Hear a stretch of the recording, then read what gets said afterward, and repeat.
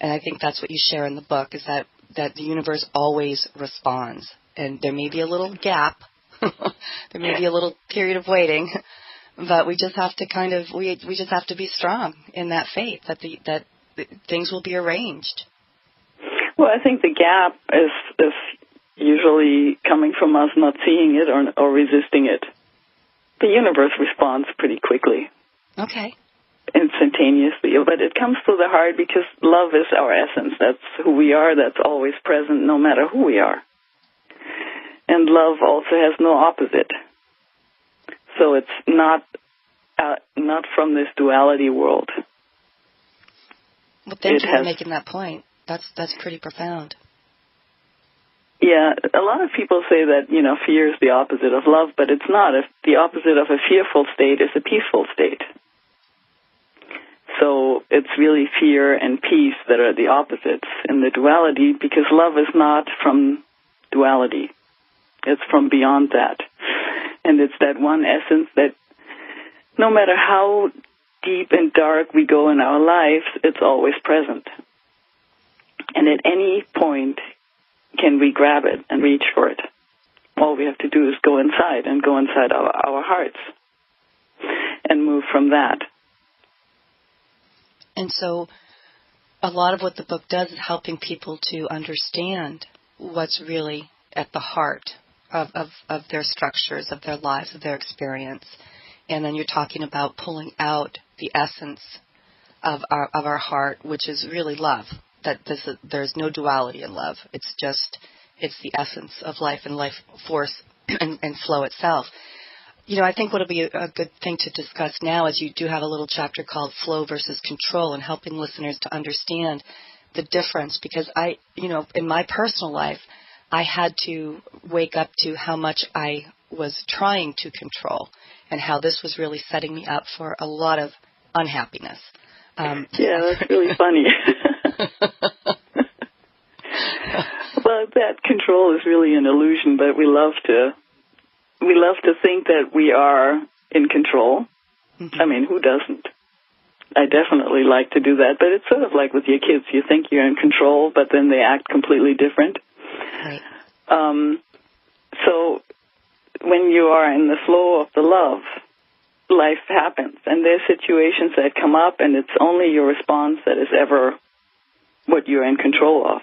How do I respond to a situation? So if we stay in the flow, then what happens in the next moment, we don't actually know, and we don't know. I mean, we can have an earthquake in a minute here, and I will no longer talk to you. But I don't know that. But in the moment, I always have the choice to respond from the flow of love. And if I'm very rigid, if my structures are very rigid, that becomes very limited, the access that I have.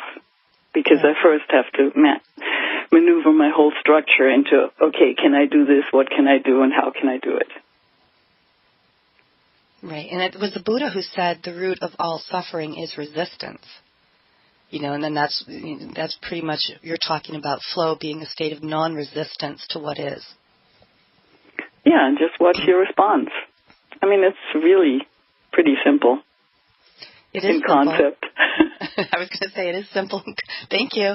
In concept, but we don't oftentimes appreciate how habitual we are.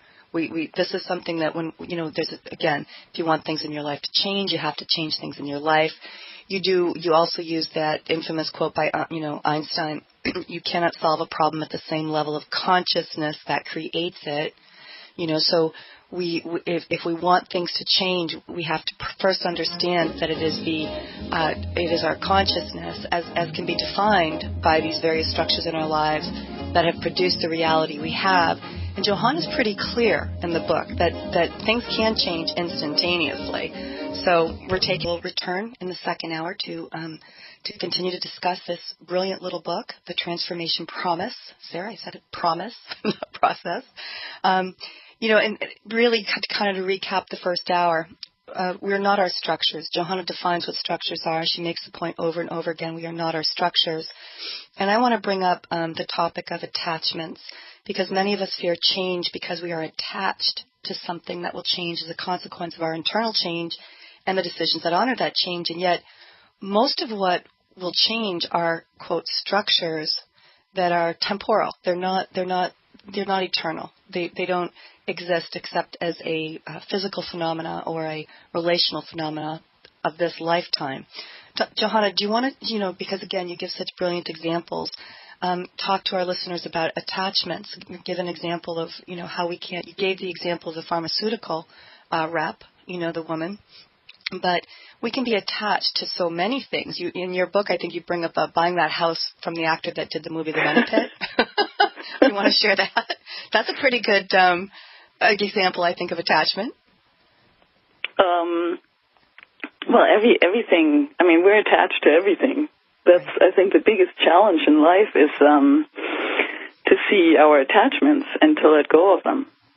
Because in the end, I mean, when we die, we'll let go of everything that we're attached to. So that realization, to have that realization before we can really start to enjoy things when they pass through our lives versus trying to hold on to them and binding us to the certain situation, because, and I called the book The Transformation Promise, transformation will happen at all times. Our cells transform, everything transforms. So even though it is a process, as you like to call it, it's also a promise because it'll always happen. Right. And everything will come and go. And when we put our beliefs into a house, then that house might, burn down or go into foreclosure or something. If our belief system is in that we have to own a house, we're completely crushed by that experience. But if we know that everything comes and goes, and we can enjoy it while we have it, or we can enjoy while we don't have it, depending on what it is, life becomes much easier. Right, and you do give the example, and this is something that I think everybody's aware of, is, during hurricanes or floods, or there are people who will refuse to leave their home, and they will lose their life in the process of staying attached to that home, when all indicators around them are that it's time to go. If you value your life, it's time to go. And it really is, I mean, this is an extreme example, but we can be attached to, like you say, any number of things. We can be attached to the status that a job brings us, even though the job is not. Yeah, even though it may make us sick or ruin our personal life or something. Well, I can just share, as a personal example, leaving medicine, I think one of the reasons it took me that I actually completed medical school, because I was not happy in medical school, I was attached to the idea of being a doctor, even though the actual training there were so many indications, so many signs along the way that this was not the life for me. I share that. Yeah, and that's where compassion comes in. I mean, it was part of your road, and you look at it compassionately. Wow, I took a long detour here, or maybe not, because maybe it all comes together. It is just what it is. Right. And it's always good to be compassionate towards oneself. Thank you. And, I have actually grown to see it as a positive experience in my life. I now value the experience of that unhappiness, let's just call it. In other words, there was definite value in it for me, even if it didn't work out the way I thought it would. So there's our signal to go to the top of the hour break, listeners. Johanna will be back at 6 past the hour if you want to go get a cup of coffee or a glass of water or just breathe. We've got a lot more to talk about. She gives some very specific examples of individuals, and I think going through those can really help us begin to understand the value that the book could have for us. Paying attention, paying very, very close attention to how we think, what we believe, how we feel, how we use our words. So we'll see you at 6 past the hour, listeners. Thanks for being with us.